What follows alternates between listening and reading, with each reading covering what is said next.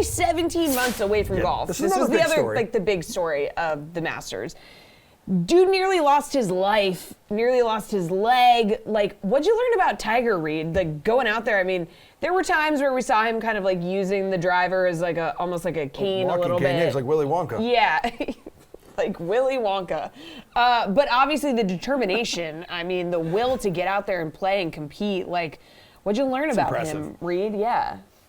Yeah, I mean, what more can you say about Tiger, right? The superlatives run out with what he's able to do. I mean, the beginning of the tournament in round one, we said Tiger played better than X amount of guys. Like, Tiger made the cut, right? Over a lot of guys that were playing much better who had wins this season, he made the cut, right? And you take a look at Bryson DeChambeau. We love him at DraftKings. He's one of us, sort of. But look, he's been off of golf for a month, 5 weeks, whatever it's been, and his game is like nowhere to be found, shooting 80 on Friday. Tiger's out for 500 days, right, from competitive golf, almost loses his life in his leg. And what does he do? He comes out and he shoots what he did, over the first couple of days. Now, granted, leg fatigue was always a thing that I was looking at. And especially when you saw when he was walking to the clubhouse after Sunday, he was really laboring.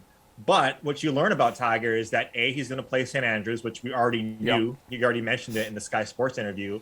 But B, he's probably going to be gearing up for these tournaments like the majors. And we don't necessarily need to see Tiger go T10, T8 in the previous 2 run-up tournaments. He can be absolutely out of golf and come and be competitive. Now, can he win? That's another story. But you just learn that this guy is more machine than he is man. Yeah, and that's a good segue there, Reid, because, Geoff, I wanted to ask you, how far off do you think he is from winning a tournament or even a major? PGA Championship is at Southern Hills in Tulsa here in mid-May coming up, and he won there in 2007.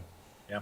I mean, I think it really just comes down to competitive practice and competitive conditioning. Reid mentioned, he's laboring at the end of it. I mean, it makes sense, right? I mean, it's his first full competitive golf event, and it's like the hilliest course on tour. So, of course, it's going to be fatigued, and it'll probably be a factor even in his next couple starts. But, towards the end of the summer, we do have an Open Championship at St. Andrews. It's quite frankly, it's an easier walk. Yeah, the weather can get a little bit difficult there at times, but it's a far easier walk. And I think that's kind of the time frame I would be looking at Tiger. I mean, I'm not like putting him down for a favorite at St. Andrews, but if he gets in the mix there and he starts showing signs that like he can actually, hold it together for 4 rounds, it wouldn't shock me at all. So I think we're a few months away from really seeing like Tiger like reach his peak again, whatever his peak is at this point in his career.